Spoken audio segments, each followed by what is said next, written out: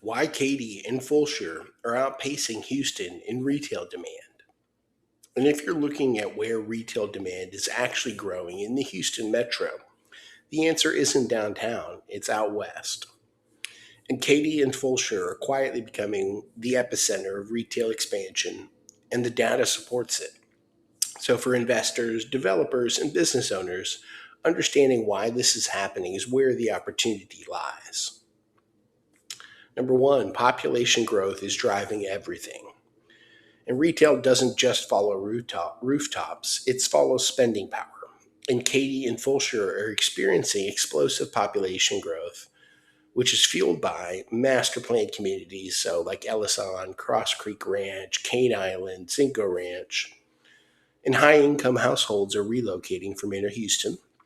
And there's continued westward expansion along I 10 and Grand Parkway.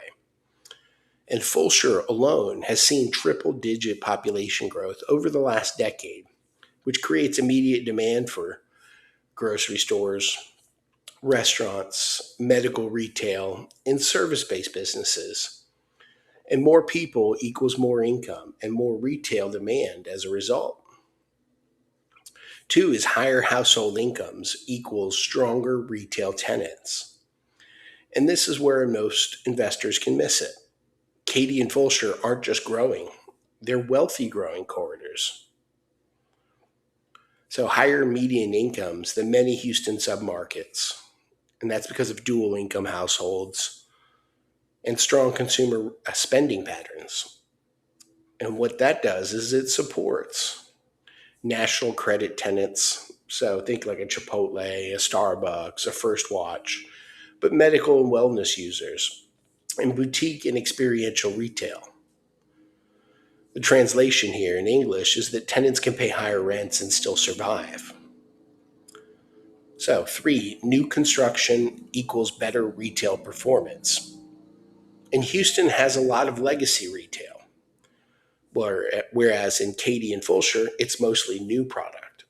And that matters because you'll have modern layouts and it's more usable for the tenant, but also parking ratios are optimized and visibility and access are engineered. So developments like Ellison Town Center are designed from day one for mixed use synergy, but also walkability and for lifestyle driven retail spaces.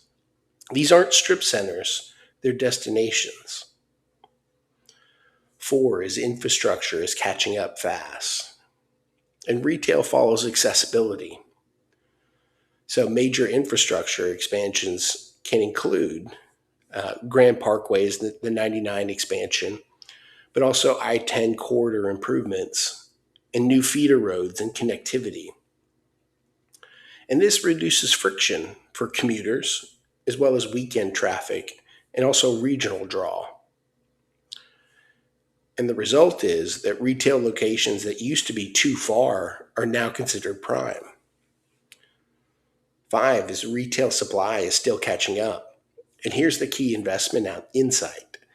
And demand is outpacing supply. And that's the good side of the equation to be on.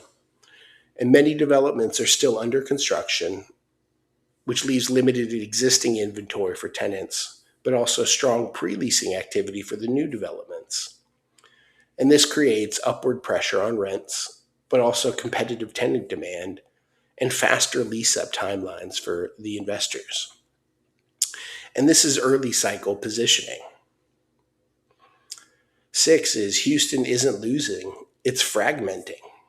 And let's be clear, Houston isn't on the decline, it's evolving. So the urban core has a little slower retail growth and more redevelopment, whereas the suburbs have new demand creation. And Katy and Fulshear are benefiting from migration patterns and lifestyle shifts, but also the work from home flexibility. And the result is that retail demand is decentralizing from the central business district downtown. So, some investor takeaways is that if you're investing in retail today, focus on growth corridors and not legacy locations, but also income demographics and not just population, but also a new construction and tenant mix. and focus on your exit strategy based on the rent growth. So the final thought for the day is follow the money. Much like you want to show me the money, follow the money. And retail doesn't chase density. It chases disposable income and convenience. And Katy and Fulshear have both. And that's why they're not just keeping up with Houston, they're outpacing it. And that, my friends, is it for the day. Please visit my website, HoustonRealEstateBrokerage.com. You can schedule a consultation, and I'd love to have a conversation with you about what you're facing. Have a good day.